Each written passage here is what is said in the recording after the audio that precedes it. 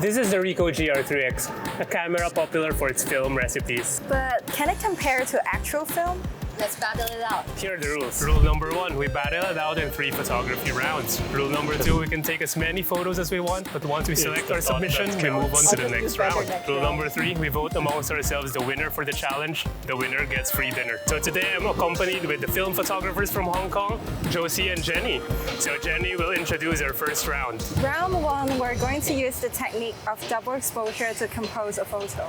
Okay, double exposure. I've never done that before. Because shooting in film has further constraints, I decided to give myself a 10 photo budget for the entire day. So that means I can't spam my shutter button as I usually do for my Ricoh. The challenge is on as I first observed the approach of these two girls. So what's your game plan? If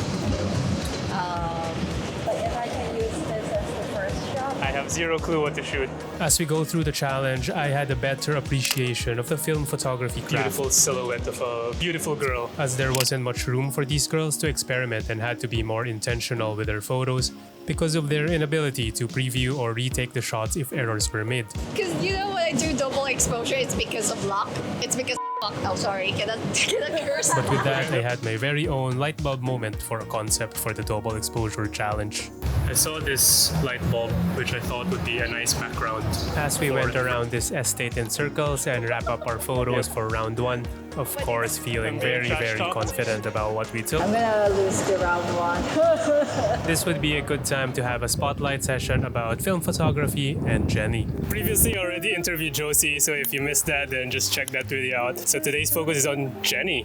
Hi, my name's Jenny. I'm born in Hong Kong. A big part of my family is actually based in Bangkok. My mother tongue is Cantonese, but I can understand a little bit Thai. Since you mentioned that film photography is kind of your focus right now, what made you choose film over digital? Film gives a very unique grain and colors. You don't really need to do a lot of touch-up after you've got the shots. After you've produced something, you can just use it in its original form. Because it's quite interesting that in digital, when you say grain and noise, it's a very imperfect shot. For film, it's part of the appeal for you. I think it is a very unique feature. Instead of something that you want to take out from the shot, it's something you want to keep inside the shots. So it's kind of what gives film its own character. Exactly. You can say so. So in terms of film, there are different kinds of film stocks, different color gradings. How do you choose? That would mostly depend on the day's weather and then the places I'm shooting at. Like for example, if it's a kind of gloomy day like today, I would opt for film with a higher ISO, like 400 or 800. And what about like the color tones? If there are like neon lights or something like that I want to highlight in the shots, I would look for film stock like Cyberpunk and Candido that would highlight the red hues. Is that how you pronounce the word? So I do think that every photographer has their favorite subject. For example, Josie really likes her uncles. Shooting. Shooting. Do you have a particular subject that you really like photographing? Usually it's just anything that catches my attention, something very sharp in color. If I have to talk about a certain subject, I think that would be animals, cats, dogs, and pigeons. She's camera shy. I don't scare them off. No. Another reason why I would use animals as my subject instead of humans is because I'm a little bit shy. That's why you go around with Josie a lot. Yeah. Because she's a natural me. charmer. And if there was one photography tip like share to other people, what would that be? To keep observing your surroundings. For me, sometimes I can get kind of lost. I don't know what I want to use for my subject or how I'm going to compose the photo. I think the key to making like great shots is to keep observing. So just do that, okay. And eventually you'll find something interesting. For round 2, the rule these ladies chose was something a bit unexpected for me. We're gonna be shooting from bird's eye view. Bird's eye view composition, so top-down shots. Yes. Which sounded quite easy, but then after some thought, Yes, I feel like I'm just aimlessly looking for a photo right now. There aren't a lot of viewing spots that I can have like a top-down view. the girls though had no issues as it seemed to be have right no up chance their in this photography challenge. repertoire in street. Are you looking for inspirations online? No, I already finished. My confidence was destroyed as I found a frame I really liked, but it was a second too late as Jenny captured it first. She called dibs. I'm just buying you dinner tonight, okay?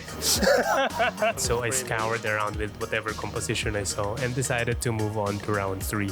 Okay, so now we move on to round number 3, which is a very interesting challenge. We just simply need to find a photo that will connect all 3 submissions that we have into a theme or into a storyline. Basically, our bullshitting skills. The challenge theme uplifted our moods a bit as we were free to shoot any subject. I am now free to shoot my uncles, but they're too far away. But we had to move elsewhere for a change in scenery as we were feeling fatigued from the public estate area.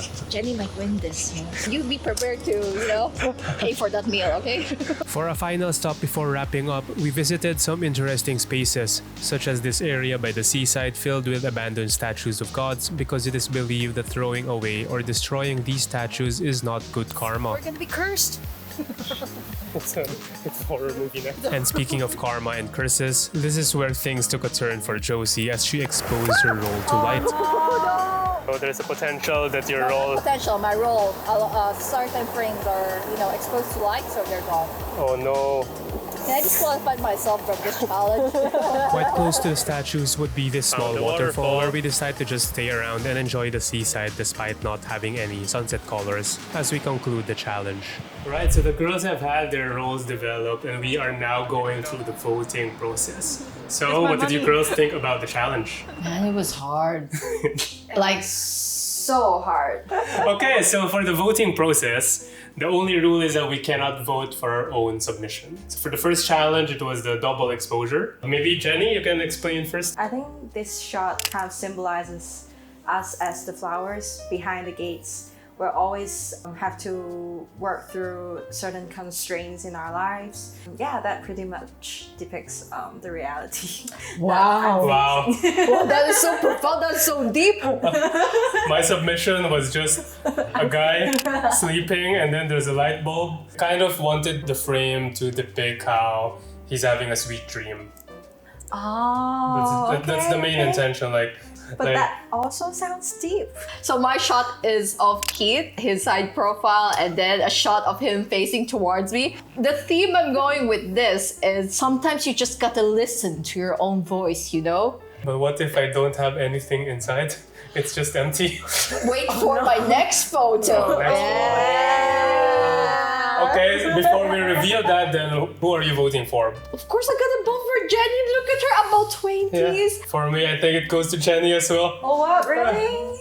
I'm gonna vote for Keith because the shot really looks dreamy. Okay, so Jenny picks up the first round. So challenge number 2, doing a top-down shot. So personally, I found it very, very challenging because I think the location itself didn't facilitate too much to having a lot of vantage points for us to look down. So my shot, it was really just a top-down shot of just the construction workers I found from one of the vantage points over there. To be honest, this is a very difficult challenge because I ended up only shooting one, and this was actually of an uncle who was checking into his motorbike. But if we look into the shot, he was looking into the hole where you put the gas in. So it's kind of synonymously, look into your heart. If you listen to your voice in your head, it doesn't make sense. You look into your heart. Okay, now we know film photographers like doing BS. My submission was a look left and look right sign that's printed on the roads. Yeah, I love how, it's a very clean shot, Yeah. and then we have this uncle really walking. Me and my uncle, she knows my weakness. This shot gotta win. Okay, personally, I'll also vote for this photo because the first things I look for is a very, very clean composition. No competition. Okay, so now we know that Jenny won the dinner. Yeah. Yeah, but we have to finish the voting. So Oh. challenge number 3. So this is the way we tell the stories and try to connect all 3 photos we took. So maybe Josie, you can start sharing yours first. Actually selected the one where there's an uncle with a long neck. He was framed through foliages. So for this theme, in life, there's a lot of challenges. It's easy to give up, right? So that just means, you just gotta stand up tall and high. Just put on that posture and you've got everything under control. You're gonna surpass everything. Yeah. Okay, my submission is a guy sitting by the sea. I think this shot reminds me of times that when we're contemplating about life. For me, I think one of the very effective solutions is to sit by the sea by myself, and that helps me figure out things time and time again. So for my photo, it was really just Josie contemplating, emoting. Not much uncle for the day. So I think my message that I tried to connect the three photos of mine. So I think all three of them connected in a way of how different people try to relax. Yeah, that's such a good tie-up of all the shots you took. Yeah. Okay, so who are you going to vote now? Like for me, sorry kid, as much as I'm a fan of you, but the vote has to go to Jenny. Yeah. I think you also just hate that I used digital for this challenge. Yeah, basically that. It's better. Film wins. You lose, film wannabe. I think for this one, for me, it was Jenny's win. So Jenny, who did you choose? I think it's you. Your shot of Josie. Jenny likes my photos. Yeah, of course I'm a fan of you both. So now that you've seen the Ricoh photos, how does it compare to film, actually? Yeah, I think like in terms of colors, you definitely choose one that is a bit closer to the raw that we use. Perhaps, the lack of grains, not as grainy, because that's one of the distinctive look of film. I guess like one point is clarity. Like in terms of film, our clarity would be much lower, not as sharp. I do agree with that. Whenever I try to compare these side by side, digital was a lot cleaner. I don't know if that's a negative point, but in film we have like lower ISO rolls where it produces very sharp photos. So it mainly it depends on what you personally prefer. And I think another thing that stood out to me is how different the highlights are being processed in both digital and film. Your whites are a bit faded, but for digital, it looks like it's white. It's white. Yeah. Do check out these two girls' Instagram profiles.